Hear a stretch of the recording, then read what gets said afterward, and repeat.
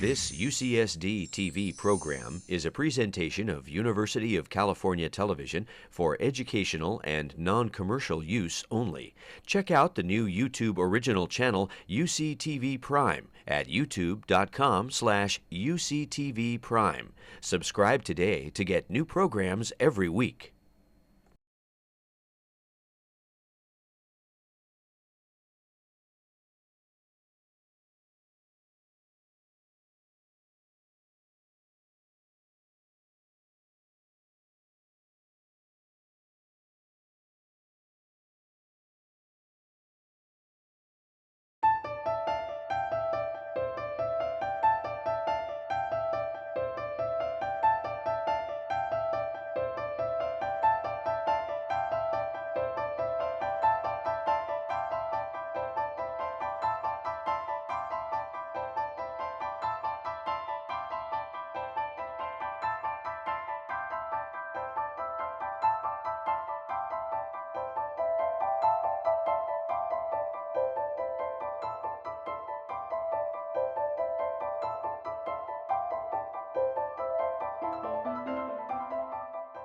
For at least 50 years, it's been realized that uprightness or bipedality is really of all the characteristics that define humans and our immediate ancestors or hominins. Bipedality is really probably the most distinctive. It is from the beginning and continuing into the present day. It's standing and walking, moving, locomoting on two lower limbs, which really sets us apart more than anything else, really, from the beginning, from our closest relatives. Now, of course, the human family tree has expanded a lot in the last 50 years. I think most people in the field would agree that bipedalism was a part of the normal locomotor repertoire from the beginning. In fact, by definition, that almost has to be the case. If you're a hominin, bipedalism must be at least part of your locomotor repertoire. Somewhere, even down here, there's evidence that some bipedality was practiced.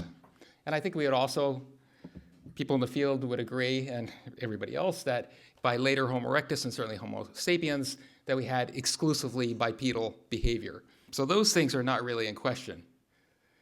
What is in question is what happened in between the two. There's still lots of questions here that are up in the air. So I hope you enjoy the talks. I think there's really quite a variety here represented in terms of topics and in terms of approaches. Hopefully by the end of it, we'll have, if not a clearer view of how bipedality evolved, at least a more complete or complex view.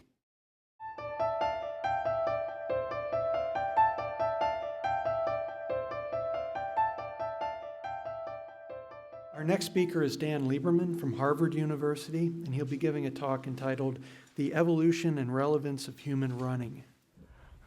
It's important to remember that humans have several gaits, right? We've been talking a lot today about walking, but also humans run. And there's two ways of thinking about running. There's endurance running, which is generally within an aerobic threshold, so something you can do repeatedly over long distances, burning oxygen.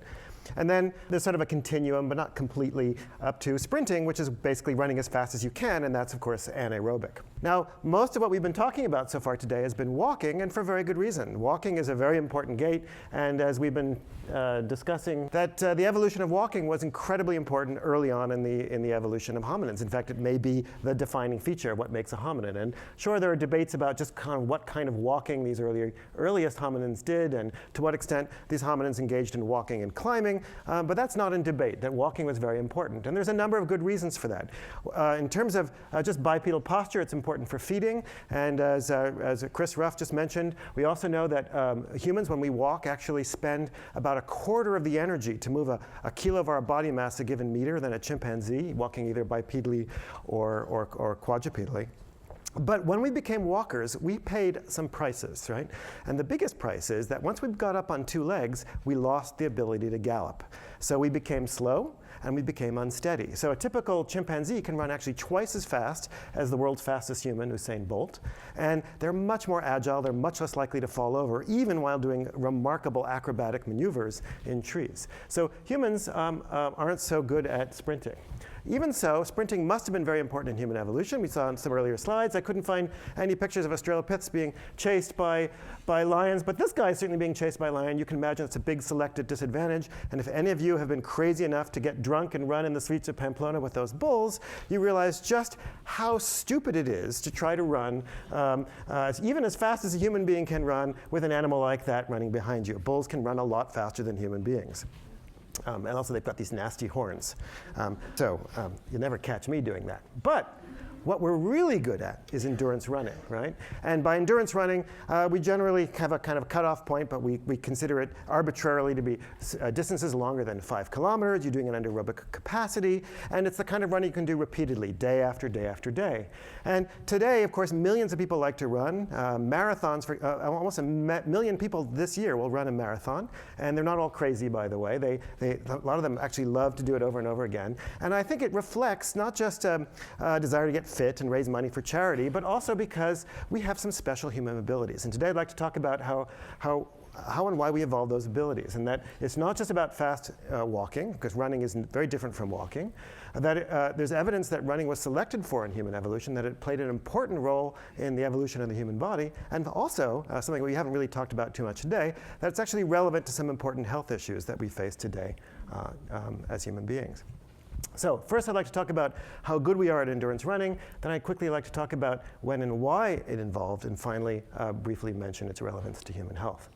So an important point to note is that even average human beings, even Al Roker and these various celebrities and presidents, are actually quite remarkable at our abilities to run long distances. And I want to give you a few examples of data, criteria, to judge just how good we are. So a first criterion is distance. How long can humans run long distances? Now, if you look at social carnivores, which are the major animals out there that tend to run long distances, there's actually very few animals that like to do endurance running naturally. So hyenas and hunting dogs and wolves typically run between about 10 and 15 kilometers a day, if you look at the literature. You can make horses and dogs run long distances. They're, of course, also remarkable quadrupeds. And they're really long distances. If you actually do horrible experiments, people used to do this back in the 1930s. They would put dogs on treadmills until the dogs died. And you can make dogs run at a trot for about 100 kilometers. Horses can also go very long distances at a trot, but actually they can go much shorter distances when they gallop. And actually there's a lot of data which show that the maximum distance that most horses can run without starting to get injured is about 20 kilometers. And that's actually in the range of what humans can do day in, day out. Average daily, sort of average runners, people, just out there just to keep fit, will run between 5 and 15 kilometers a day. Of course, there's lots of people who run 42 kilometers, more than a million times a year. And of course, there are humans who are now really into ultramarathons as well. So humans really, in terms of distance, match up there with some of the world's best running animals. And of course, we're not social carnivores, at least from the carnivora, and we're not ungulates, we're primates. And it's important to remember that primates actually hate to run. Chimpanzees will run about 100 meters a day. And in fact, they don't even like to walk that much. Typical chimpanzee will walk about 2 to 3 kilometers a day. So we're really up there with the world's best cursors. A cursor is an animal that's selected for running. And we're actually unusual. We're remarkable compared to any other primate. Another important difference between humans and other animals is the context in which we run. So most of the animals that are good at running long distances can't do it when it's really hot. They tend to do it either at night, at dawn or dusk, or in the middle of the winter or in cold environments. Those are the kinds of conditions in which you generally find hyenas and hunting dogs running. But humans are remarkably good at running in really hot conditions. In fact, there are people who actually pay their own money to go run marathons in Death Valley. And the reason we can do that is that we cool by sweating. You can dump about 581 kilocalories of heat per liter of sweat, and actually about 80% of your sweat typically goes into evapotranspiration. So humans are actually able to run in really hot conditions and keep thermoregulatory homeostasis. So we're really remarkable in the context.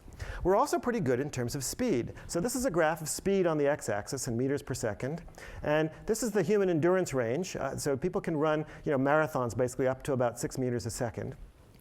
And it's important to remember that if these are horses, ponies, and dogs, and this is a 65-kilo dog, that again, the endurance gait for these animals is a trot. Gallops are not endurance gaits. And so even average middle-aged professors like me can actually run easily above the trot-gallop transition speed of a dog, my body size. I can actually run above the trot-gallop transition speed of a pony, and I'm not that great a runner. And there are lots of good runners, I'm sure there are people in this room, who can run above the trot-gallop transition speed of a full-size thoroughbred horse. So humans are actually remarkable at being able to run really long distances at speeds that make other animals gallop. And I'll get back to why that's an important point later on.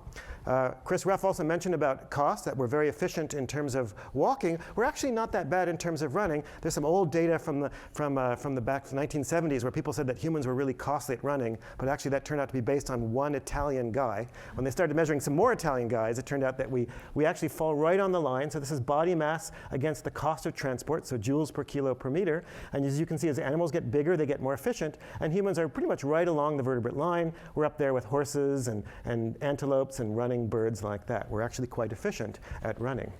And one of the cool things about human running is that walking is what's called a U-shaped cost of transport. So as you walk, you have an optimal speed, which is more or less determined by the length of your leg, because you use your leg like a pendulum. But as soon as you start running, you use your leg like a spring. It's called a mass spring gait.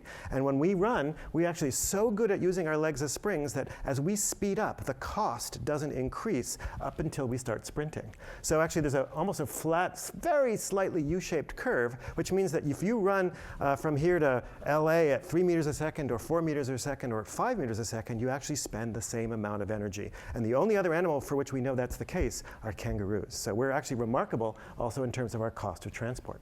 And then finally, this is something I take pride in as I'm getting older and older, but we're really good at longevity. This is the famous Johnny Kelly, who ran the Boston Marathon for many years. Now, he won it when he was 26-year-old. He ran 2:14, but he actually stayed within 20% of his speed. And this is actually typical of most runners up until he was in his 50s. In his late 50s, he was still running sub-3-hour marathons. And people can run marathons up until they're 100 years old. This is a guy named, I think his name is Mike Richards or something, Peter Richards from England, who's now 100 years old and still running marathons. And we're really good at running long distances late into life.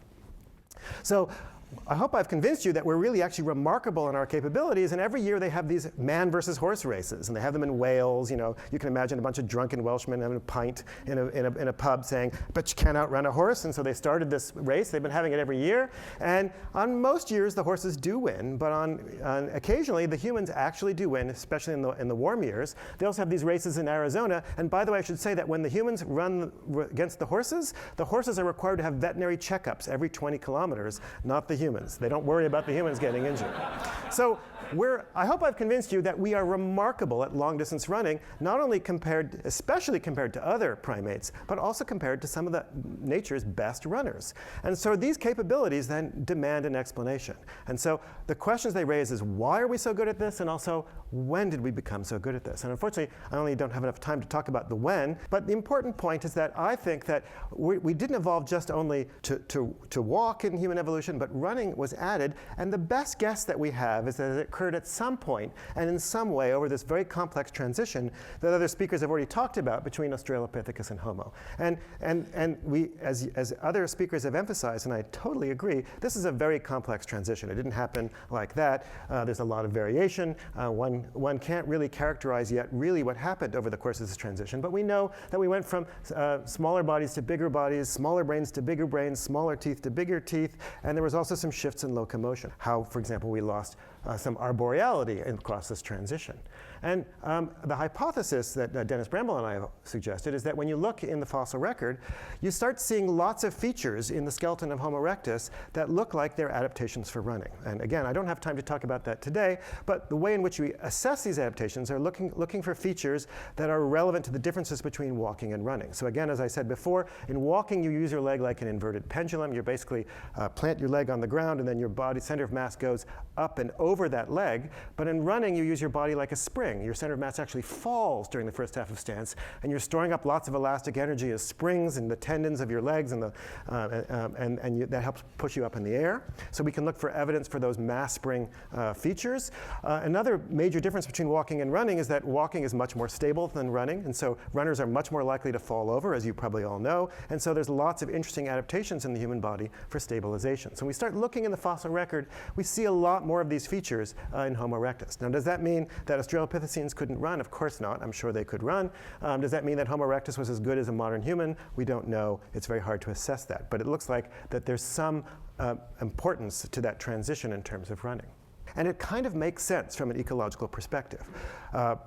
Brian Richmond referred to this as well, but we know that over this time period, there was major shifts in the environment of Africa. We know that around 2.8 million years ago, the ice sheet started forming, right? So the glacial era started. And in Africa, that was manifested by an increased drying out of the environment. So we know that there was sort of basically more open habitats as this transition went on. And of course, that would have had major effects on how humans got their food, right? And how they used the environment. And so there seems to be sort of two coincident solutions to this kind of climate change. So one group of critters, which evolved around 2.6 million years ago, are the robust Australopithecines. And these are creatures with really huge teeth and big chewing muscles, and they look like they're adapted to eat very mechanically demanding, maybe fallback foods, the less desirable foods. And they probably walked around all day long chewing, right? But at the same time, or more or less the same time, we see the origins of the genus Homo. And there's lots of features in the genus Homo which suggest that we switched to a more high quality diet and a very different kind of diet. We have smaller teeth and et cetera. And so that, and in fact, not just shifts in diet, but it's just an overall shift in behavior. This is really the origins of hunting and gathering, right? We know that we have the beginning of stone tools and food processing, which increases the amount of energy you can get per unit of food. We know that there's a good chance there's more cooperation and food sharing. We know that ranging patterns must have increased. There's lots of ways of trying to figure that out, but typical hunter-gatherers walk or run between 9 and 15 kilometers a day. That's a big shift from probably what happened earlier. And of course, we have the incorporation of meat in the diet. We have these early bones which have cut marks, and they've been open and broken open for the marrow. And we know that by 2 million years ago, there are archaeological sites which have skeletons of animals that really look like those animals were hunted. Big, large animals, very complete skeletons.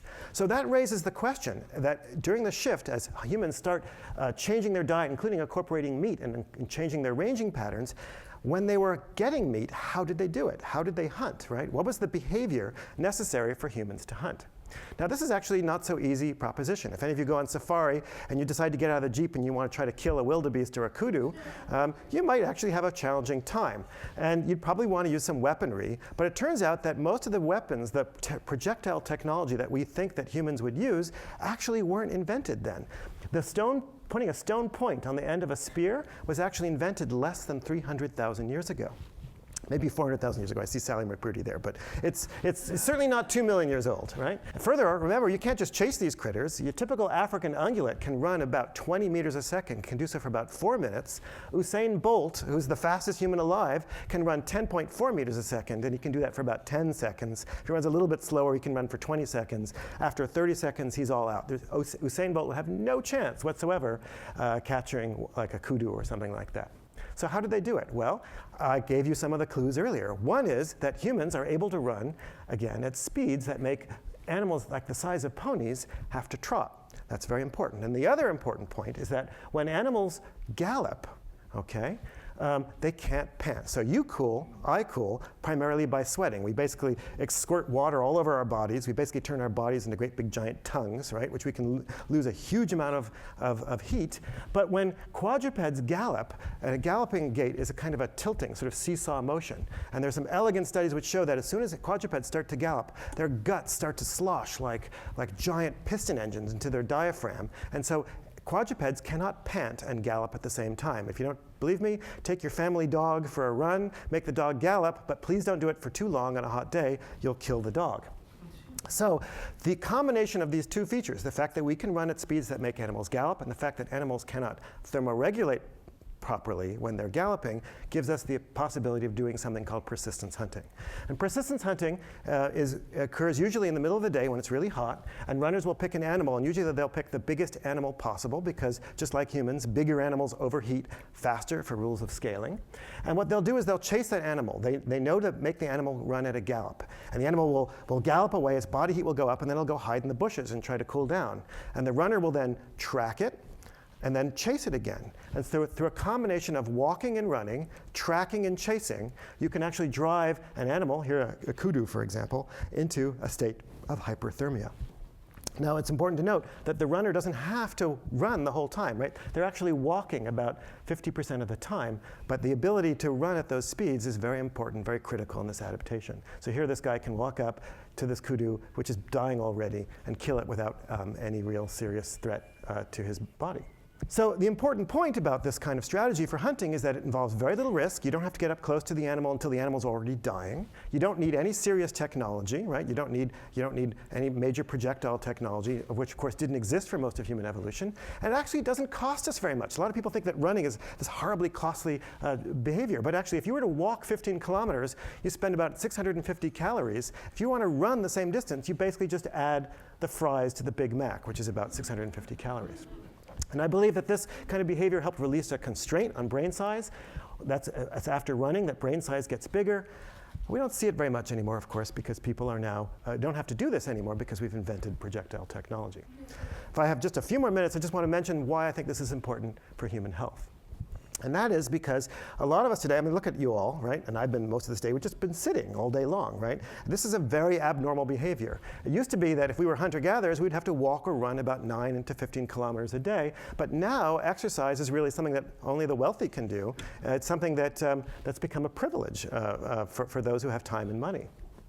And as we exercise less and change our diet, more and more people are getting overweight. So obesity levels have doubled in my lifetime, and diabetes and cancer and other metabolic diseases have been increasing. And so the point is that we not only evolved to eat a very different diet, but we also evolved to walk and run. And as evidence for just how important running is for our health, there are many such studies, but I just want to highlight one from Stanford. It's called the Stanford Runner Study. They looked at more than 500 runners, so just amateur runners, members of runners clubs, and then matched them with 423 healthy controls. So these were not overweight people, they were not smokers, they were not drinkers, and they've been following them every year since 1984. And more than 20 years later, the runners have a 20% lower chance of dying in a given year, right? And their death rates from most diseases are about half those of the sedentary controls, but also they've been measuring disability, and their disability scores are about 50% lower, which translates into bodies that are about 14 years younger by that scale.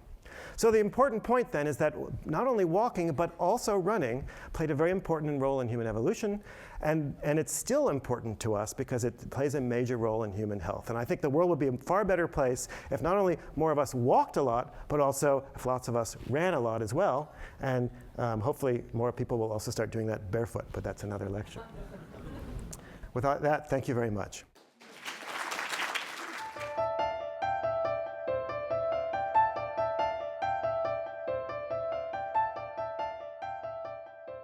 Our next talk is by Leslie Aiello. She's of the Venner Gren Foundation in Chicago, and her talk is entitled Bipedalism and the Evolution of the Genus Homo. What I want to do is take you back to the mid-1960s and to this particular bone. Now, this is a toe bone. It's your big toe bone.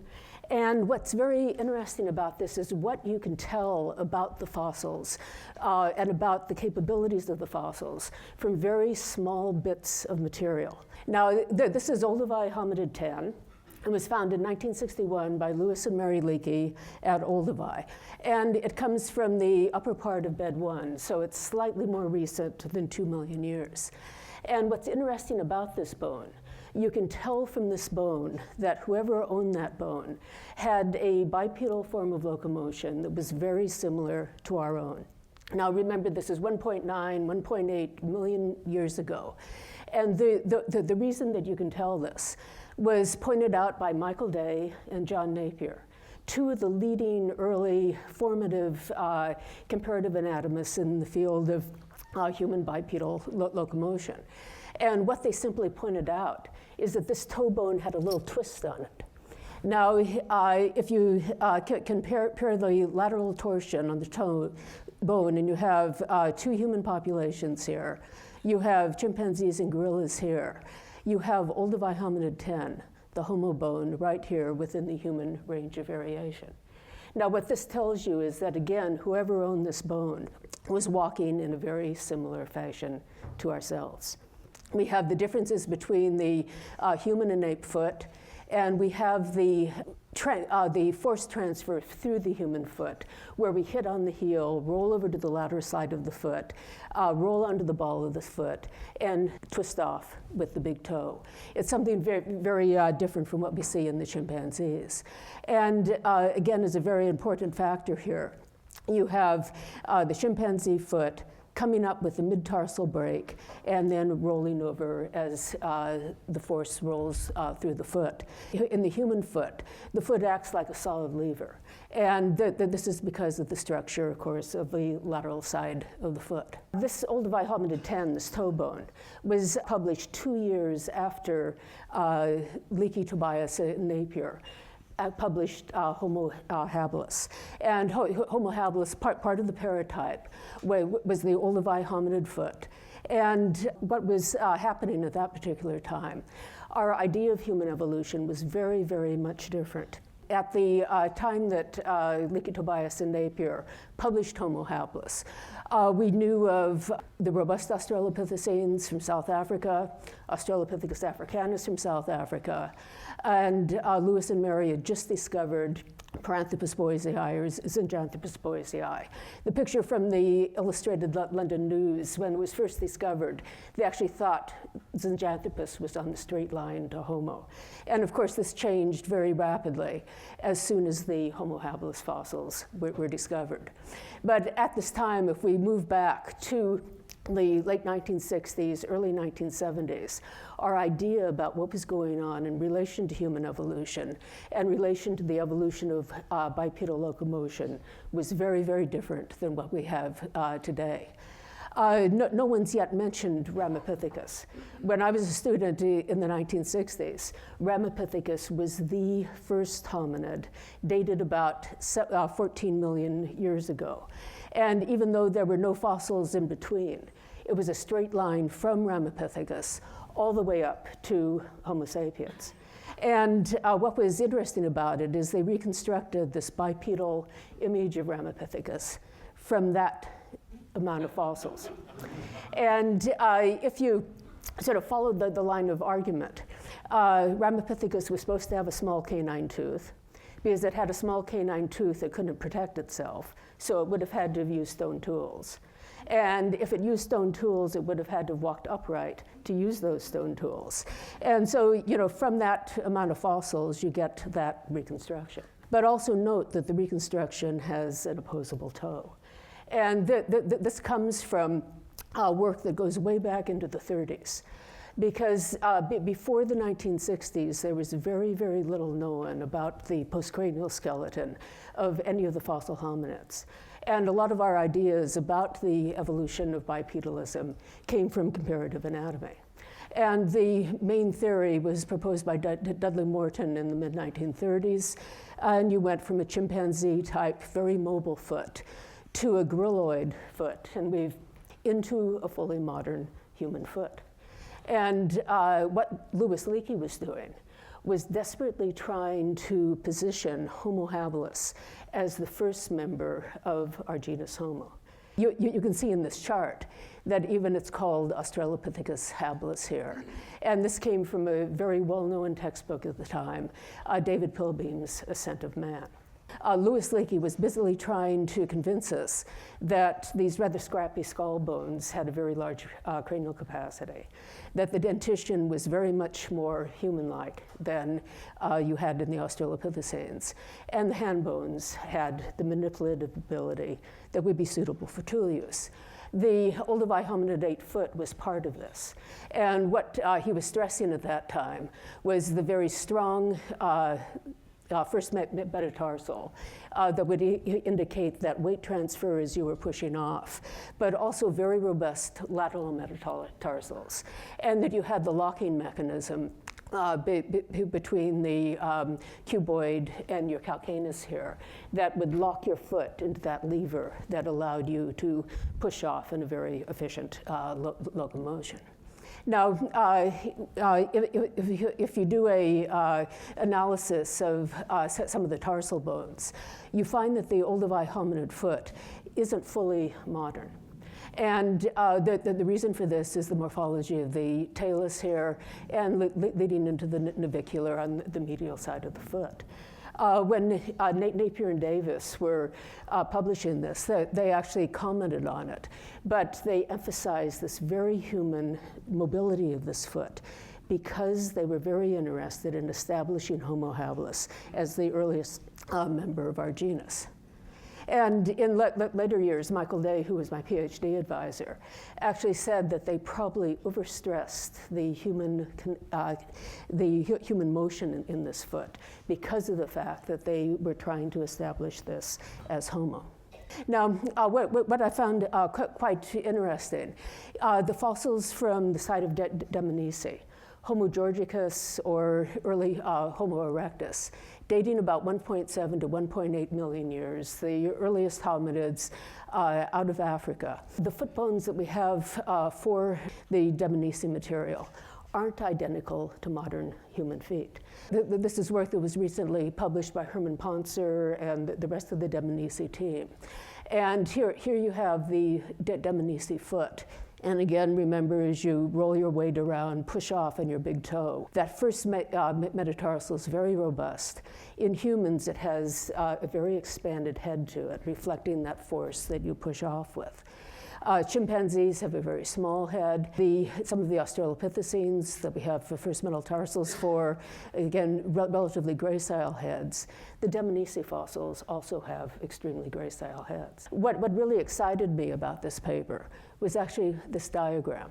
Because here you have a modern foot, and you have the line of force going along the first metatarsal. The Dmanisi foot is reconstructed with the line of force going between the first metatarsal and the second metatarsal. Now, there's a very interesting structural reason for this, and this is the torsion in your tibia. Because in a modern Homo sapiens, we have a lateral torsion in the tibia that automatically places our feet with an outward direction. And what's fascinating about the Dmanisi material is the tibial torsion is less. So the foot doesn't point out as laterally as much as it does in humans. And that this is more than likely responsible for the relatively gracile first metatarsal. In other words, they're transmitting the force over the foot in a different fashion than we would. Now, we don't understand why this is so, but what it tells us is that something's going on here. And even when you get into this early Homo erectus stage, where you have assumingly a body form that's much more similar to ourselves than to the earlier Australopithecines, there's something very different going on in the mechanics of walking.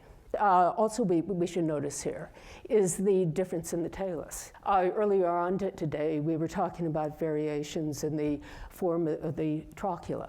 And there's a very strong difference between Homo habilis and the Dmanisi material, having a very much more modern shape of the talus. Now, we actually should have known this because Bernard Wood, who's sitting somewhere in the back, in 1974, published a multivariate analysis showing that the olduvai is not similar to modern humans, but it's actually much more similar to the only talus we knew at that time that belonged to a robust Australopithecine from South Africa.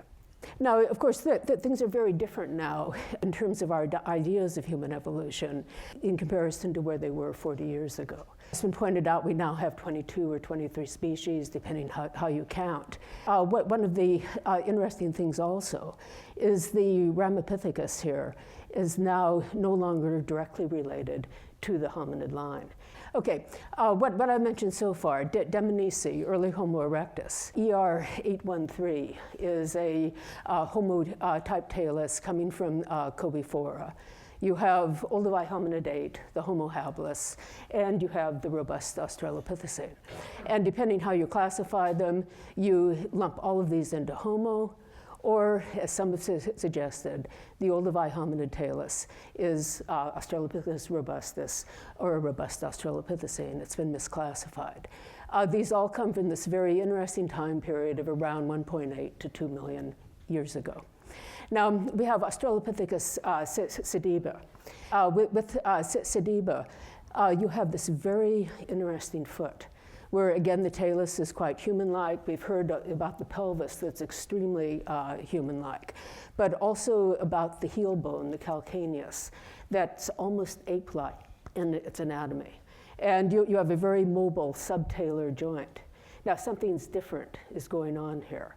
And what the question is how many different forms of bipedalism do you have leading up to this period at 2 million years ago? And also in terms of evolution, is Sediba actually an ancestor of the Homo line? Or are they 2 parallel, 3 parallel lines? In terms of how many alternatives to ourselves do we have existing in this particular time period? In terms of a fairly modern morphology of the foot, we can take it back to about 2.3 million years with more material coming from the Homo, which is just north of Copifora. You have a very modern talus, and very importantly, you have a very modern calcaneus. But if you move back from this, things become very, very sparse. We've heard about Australopithecus afarensis and having a number of different foot bones, and the attempts of people to reconstruct this into a composite foot. The only other reasonably complete foot we have is the Littlefoot specimen from member 2 at Sterkfontein. And I put a very long time span in here because you've had dates anywhere from 4 million all the way up to about 2.2 million years for the Littlefoot specimen. We really don't have any idea where it goes, but it's probably somewhere in this 3 to perhaps a little bit more recent time period. What I was able to do with one of my PhD students, Will Harcourt-Smith, a few years ago, is actually analyze the Littlefoot material. And we used 3D morphometrics on it. And we're able to compare some of the tarsal bones with Littlefoot to the Hadar composite material and to Olduvai hominid 10. And when you look at the analysis, the meta-analysis of these bones, it's not too exciting. They're all right there in the middle between the African apes, humans. Here are the orangutans. But if you do an exact randomization or comparative analysis, some very interesting results popped out of this. The yellow histogram here is comparing it's the interspecific comparison, so comparing every modern human to every modern human, every chimpanzee to every other chimpanzee. It gives you what the interspecific range of variation is. The blue is when you compare different species. And the Olduvai foot is very similar to Littlefoot. So Littlefoot was found at Sterkfontein. It's in deposits slightly older than Australopithecus africanus found at Sterkfontein. If you compare Olduvai hominid 8 to the afarensis material, or if you compare Littlefoot to the afarensis material, they're so different from each other. They couldn't have come, based on the range of variation we know in living species, from the same species, and by inference, the same locomotor pattern. So at least between these 3 feet that we have some degree of associated material with, we seem to have at least 2 different patterns and possibly 3 different patterns. Now, another very interesting thing with this is when Littlefoot was first published, it was published with the opposable toe, which actually is a very similar, almost identical diagram to Dudley Morton's middle evolutionary stage in the hypothetical evolution of the foot.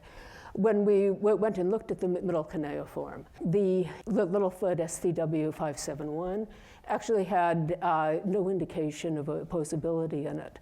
But the Hadar specimen, the Australopithecus afarensis, did seem to have an indication, if any of this material, that it did have a slighter degree of opposability than you would find in the other foot specimens. So if we come back to summarize this, what we seem to have is the Littlefoot specimen coming from somewhere in this region, having a quite close correspondence with the Olduvai foot. The talus has strong degrees of similarity, the navicular and into the middle cuneiform. The odd one out is the Africanus composite foot.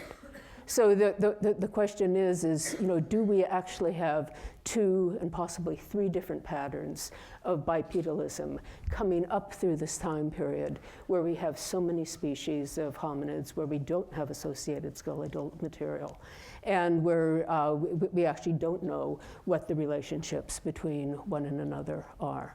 The other foot that we have, of course, is Ardipithecus. And this is much older, coming from about 4.4 million years ago. And earlier today, it's been pointed out that it has this very remarkable grasping foot. When Ardipithecus was published, it was argued that this completely changed our interpretation of the evolution of the human line. That no longer did we have a chimp-like ancestor, but chimps were specialized as well as the other African apes. And what the core basal type of hominid would be Ardipithecus, with this very strange anatomy, this very big, very robust grasping toe. And of course, this would overturn the old Dudley Morton idea of chimp-like to a more grilloid to a more human type of foot. Now, before you get too excited about this, remember what happened to Ramapithecus. That it was sort of exiled from being a hominid ancestor. Look at the evolutionary tree here. This is the group of fossils we've been talking about. Australopithecus, early Homo. This corresponds to this part of the evolutionary tree. The older specimens here are over here. And look at the range of other Miocene apes and other fossils we have. I mean, it's a very crowded geography here. Here we have Ardipithecus. Do you know what Oreopithecus bamboli is? Look how far this is in terms of the evolutionary distance from the hominids. Oreopithecus was one of the most complete skeletons when I was a student in the 1960s. It's a beautiful specimen. And this is the reconstruction that was done of Oreopithecus. Notice the bipedality. Notice the similarity with Ardipithecus. In fact, they could actually be sisters in terms of the way they're drawn here. And what's very interesting about this is the Oreopithecus foot is extremely similar to the Ardipithecus foot. What's going on? If Ardipithecus is changing our idea about the evolution of locomotion, was Oreopithecus a parallel evolutionary development? We actually don't know. And this, I think, is one of the most important comparisons that has to be made in terms of informing our idea about the evolution of bipedalism, is what is Oreopithecus doing there that seems to be so similar to this new and exciting specimen that's being called one of the earliest representatives of the human line. So in summary then, there's a number of extremely important questions. What's this difference between Ardi and Oreopithecus? What's Australopithecus Sediba telling us about the number of and variety of bipedalism we have going on at this time? And one of the things that I'm extremely interested in that just disappeared was what's happening post-Homo erectus, and when did we actually get a postcranial skeleton, bipedal locomotion that we would recognize as identical to ourselves. Now, one question that we haven't addressed at all in this conference is, why did bipedalism evolve in the first place? You know, why are we standing on 2 legs? Because it is a huge change in our anatomy. So please come up forward with some questions at the end. Thank you very much.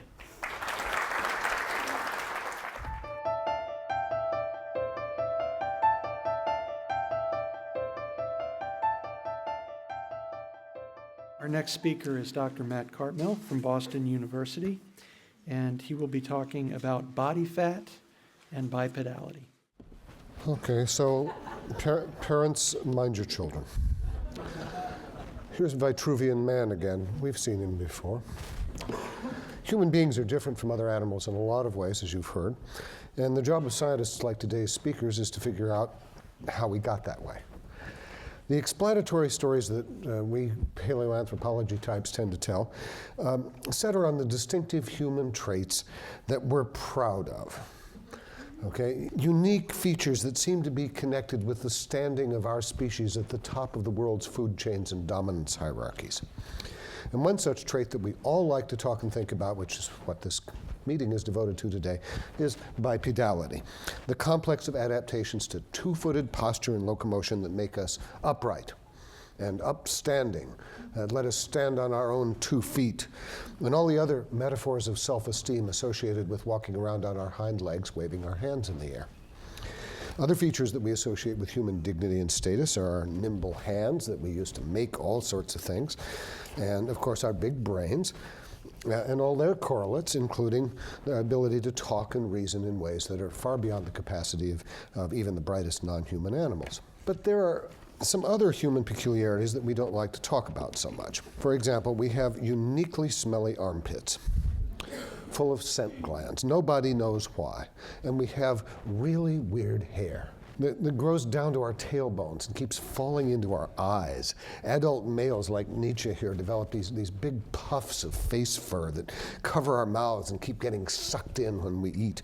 Both sexes have protruding bags of fatty connective tissue, something like a camel's hump, sticking out in back behind our hip joints, and adult females supplement these with another pair underlying the milk glands on the chest. And humans are about the only land-dwelling mammal of our size with no covering of fur over most of our bodies.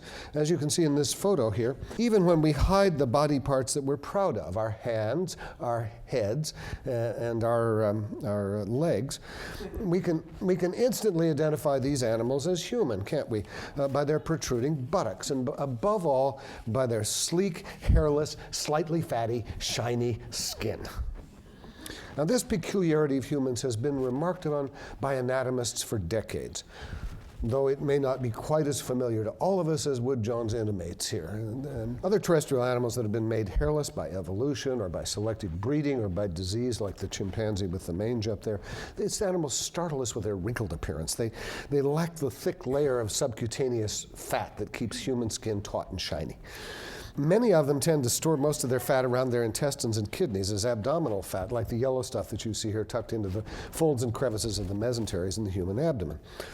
Okay, here are some figures on skin fat versus gut fat in goats. In these animals, most of the fat is abdominal fat, indicated by the yellow bars here on various degrees of inanition and obesity in goats. The subcutaneous fat, indicated by the letter Q, is a small percentage of the whole. But in humans, the vast majority of the body fat is subcutaneous. And the yellow bars down at the bottom, the abdominal stuff, these are tiny. Okay, and there's a similar big difference between humans and many other animals. The human bar being the percentage of cutaneous fat on the left there, and then all these other animals, guinea pigs and sheep and musk oxen and so on. But now to figure out what, if anything, this difference means, we have to take differences in body size and diet into account, because the animals involved in this comparison here are mainly herbivores. Leaf-eating animals have to have big guts, indicated in yellow here on the deer, where the leaves that they eat can sit and ferment, because animals can't digest cellulose. A deer is kind of like a four-legged compost heap. Okay, it can't digest the cellulose in its diet until it's broken down into shorter carbohydrates by its gut bacteria. But people are different. We eat foods that are higher in energy and easier to digest, and we pre-digest a lot of our food by cooking and fermenting and so on before we put it in our mouths. So people have smaller guts, as Leslie Aiello has famously demonstrated, and therefore less space for gut fat. So you might expect us to have less abdominal fat than animals like deer and goats. A more appropriate comparison for humans might be carnivores, like cats and dogs and bears. And here are some data comparing the masses of skin fat, the line above, with gut fat down below, in carnivores and humans. And it turns out that there's an allometric factor here. The bigger a carnivore gets, the larger the percentage of its total fat that goes into subcutaneous fat. So when we compare the ratio of skin fat to gut fat in humans and other animals, we have to correct for body size. And when we do that, you can see that humans, the red arrow here, have a lot more skin fat and less gut fat than we would expect for carnivores in our size range. You'd expect a carnivore of our size to have about twice as much skin fat as gut fat, the difference between the dotted and solid lines there. Humans have 12 to 13 times as much, because this is a logarithmic scale. Okay, so it shouldn't come as too much of a surprise then that when you take the fur off, carnivores, even human-sized carnivores, also look saggy and wrinkled. They don't have the kind of sleek, shiny skin that we see in our own species. So, why do we have so much skin fat? It may have something to do with thermoregulation, okay, which Dan Lieberman talked about earlier. We humans cool ourselves by sweating instead of panting, the way most mammals do. Maybe we got rid of our fur so that sweat can evaporate from our naked skin when we get overheated. It can evaporate faster, maybe. And if so, then if we need the naked skin for evaporation, maybe we need the fat as a substitute for the fur on those occasions when we need to run the thermoregulation the other way and stay warm. Maybe so. There's a lot to be said for that story. It's in most of the textbooks. But there's two problems with it that annoy me.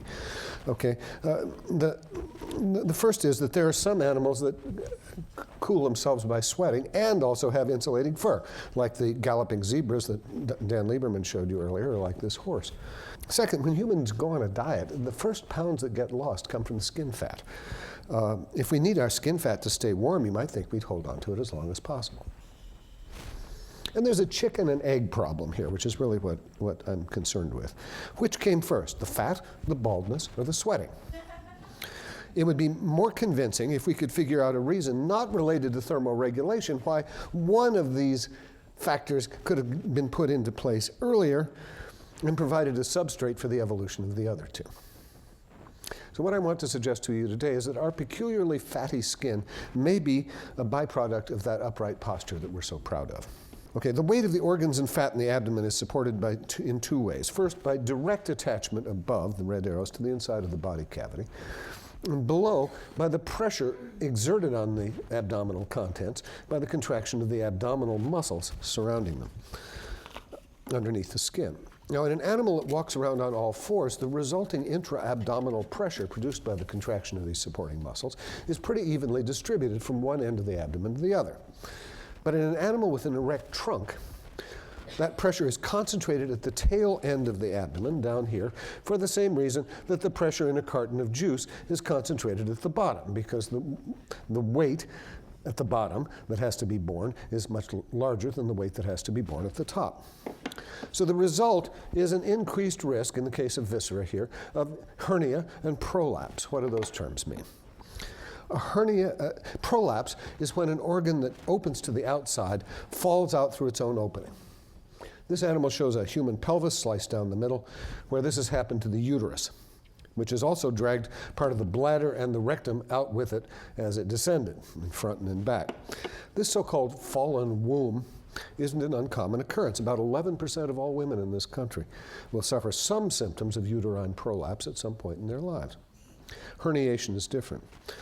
A hernia occurs when there's some structure running through the muscles surrounding the abdominal cavity, and that structure going through it, like the esophagus going through the diaphragm here, produces a weak spot at which a part of the gut bursts through under repeated intra-abdominal pressure from straining or coughing or whatever.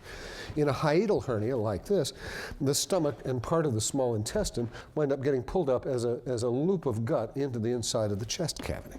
The most familiar sort of hernia, of course, is inguinal hernia.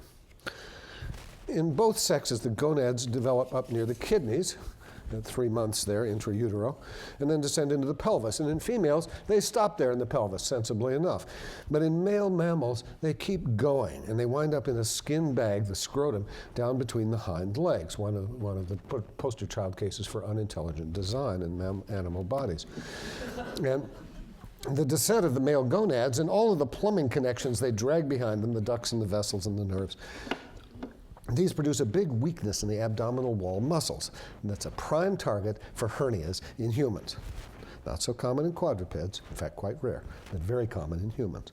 The result is an inguinal hernia like this one, okay, where a loop of small intestine has been pulled through the same canal that the testis followed in its descent and wound up as a gut loop down in the scrotum. In humans, 75% of all hernias in the whole species are of this type. In males, it's 97% of all hernias. And about 25% of all men are going to get one. I'm sorry. They're much rarer in quadrupedal mammals for the obvious reason, the concentration of pressure at the lower end of the upright human trunk. As you can imagine, having a loop of gut like that going through that canal and getting stuck down there can be life-threatening. Now, in general, as you might expect, prolapse and hernia are more common in obese people. Makes sense. When you pile fat into the abdominal cavity, intra-abdominal pressure goes up. The abdomen inflates with fat. So it's easier for the uterus to get pushed out or for the stomach to herniate up into the chest cavity next to the esophagus. But here's the crucial fact. The more obese a man becomes, the less his chances of getting an inguinal hernia. Okay? Very marked reduction with increasing obesity. How come? I suggest that it's because when humans, at least humans of reproductive age, pile on excess fat, they add it disproportionately to the skin. And skin fat pushes inward, not outward, on the body wall. Adding skin fat doesn't help directly with uterine prolapse because there's no skin fat pushing upward on the opening of the vagina. It doesn't help with hiatal hernia because there's no fat pushing downward on the top of the diaphragm. But skin fat resists inguinal hernia, like this. And because skin fat gets added at higher rates than abdominal fat in humans, obese men are in effect providing themselves with a truss that reinforces the body wall. So it makes sense that a uniquely erect mammal should have uniquely fat skin to reduce intra-abdominal pressure and transfer it to the outside of the abdomen's weak points. And this is also true in females. Women also suffer from inguinal hernia, and like men, they are insulated from it by obesity. Okay, but they have to deal with another really major factor that increases intra-abdominal pressure, namely pregnancy. Given this uniquely female stress on the abdomen, we might expect that female humans would, if anything, have an even higher ratio of skin fat to gut fat than males have to free up abdominal space and keep the abdominal pressure as low as possible during this inflationary period of pregnancy. And in fact, this is what we find. The human pattern is even more pronounced in women than in men. Women have a significantly greater preponderance of skin fat over gut fat, both in percentages, shown here, and in absolute mass. Here, the female bars comparisons are the two on the left. So to sum up, in most other mammals, about half the body fat is visceral. But in humans, the vast majority is subcutaneous, the red bars. And this makes functional sense as a response to the increased stress on the lower abdomen resulting from upright posture. Now, if all this is correct, then the peculiar features of the human skin must have begun evolving, along with bipedality, back in early Australopithecus. And the distinctive appearance of the human body may predate the advent of an active, open country lifestyle of the kind that Dan Lieberman talked about in animals like these, the earliest members of the genus Homo. An inherited layer of insulating subcutaneous fat may in fact have been one of the things that made that new lifestyle possible. Thanks.